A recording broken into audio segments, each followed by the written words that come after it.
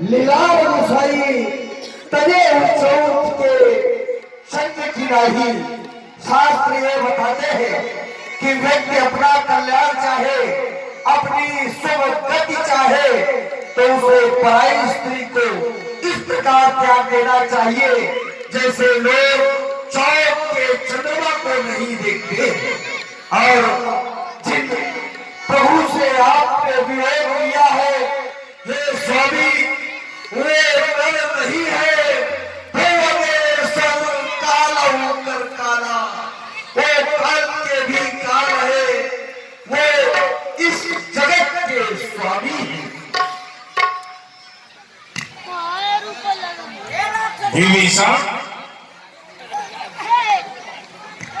आज जब मैं तुम्हारी बात को अपने बुद्धि की कसौटी पर कसता हूं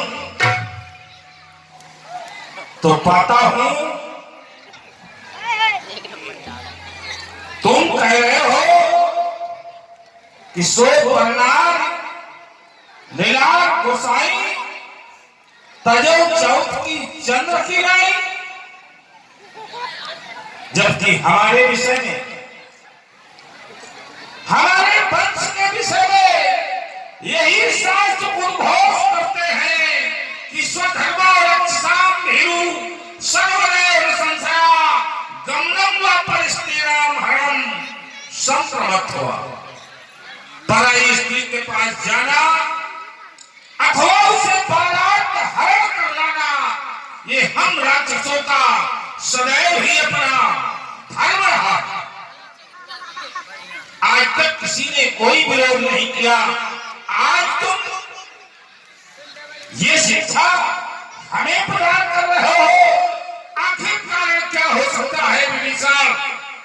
याद करो तुम्हारा वो पुराना विषयांतर,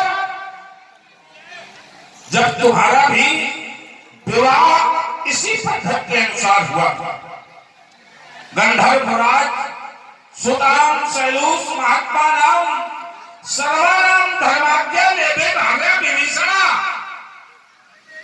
तुम्हारा विवाह भी इसी पद्धति के अनुसार हुआ।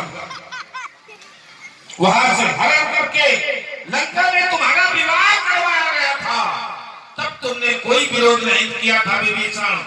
आज तुम्हारा विरोध इस विषय पर अचानक ऐसा क्या हो गया? भगवान, आपने आज तक जिन स्त्रियों का हरण किया उन्हें आपने जीता है। जीत बड़ी निज बाण बल, अपने भुजाओं के बल से आपने उन्हें जीता था। आपने हमारे विवाह की बात की तो हमारी पत्नी इच्छा से आई थी।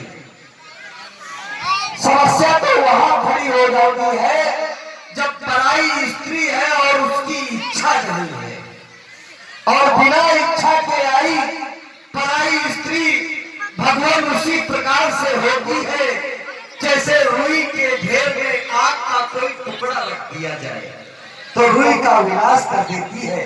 ऐसे ही अनिच्छा से आई हुई पराई स्त्री सारे कुल का विनाश कर देती है। स्वामी, सारे कुल का विनाश कर देती है। विभीषण, हमें तो ऐसा लगता है जैसे आज तुम शत्रु की प्रशंसा कर रहे हो। ऐसा तो नहीं विभीषण कि तुम शत्रु पक्ष से मिल गए हो। वो हनुमान नाम का बंदर लंका में आया, सबसे पहले आकर वो तुमसे मिला।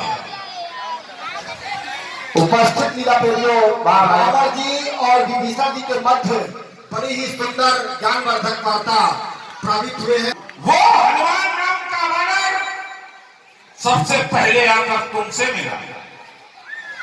तुमने उसे युक्ति बताई, अशोक वाटिका में कैसे जाना है, जुगुल विभीषण सकल सुनाई। उसके बाद वहां हमारे सेवकों का विनाश किया गया, हमारी अशोक वाटिका का विनाश किया गया, यहां तक कि हमारे पुत्र अक्षय कुमार का भी क्षय हो गया। जब हमारा पुत्र मेघनाथ उसी दरबार में बांध कर लाया और मैंने जब उसे दंड देना चाहा तब भी तो मध्य में आ गए और उसका जीवन बचाया।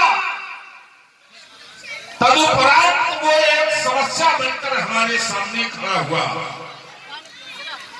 इसलिए विभीषण, मुझे तो तुम्हारी बातों से ऐसा लगता है कि तुम हमारे शत्रु पक्ष से मिल गए हो और विभीषण, राजद्रोह करने वाले का दंड जानते हो।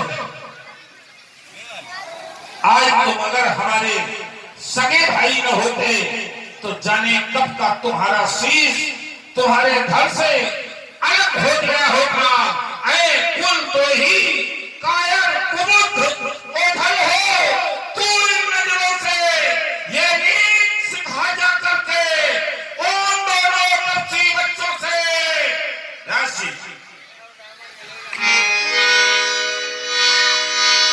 आज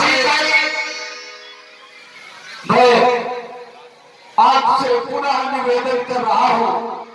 आपने कहा कि विभीषण, लगता है तू शत्रु पक्ष से मिल गया है।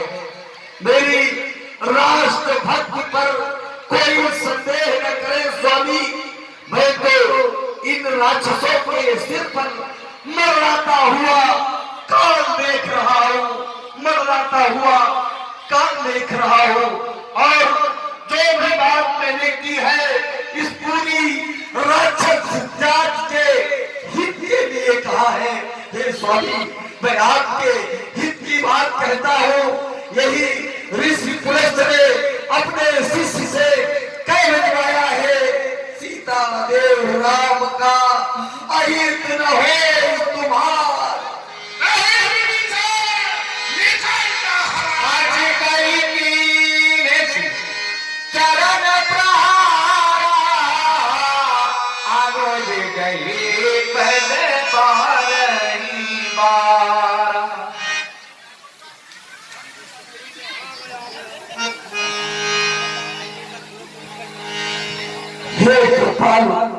आप हमारे बड़े भाई हैं, हमारे पिता के समान है।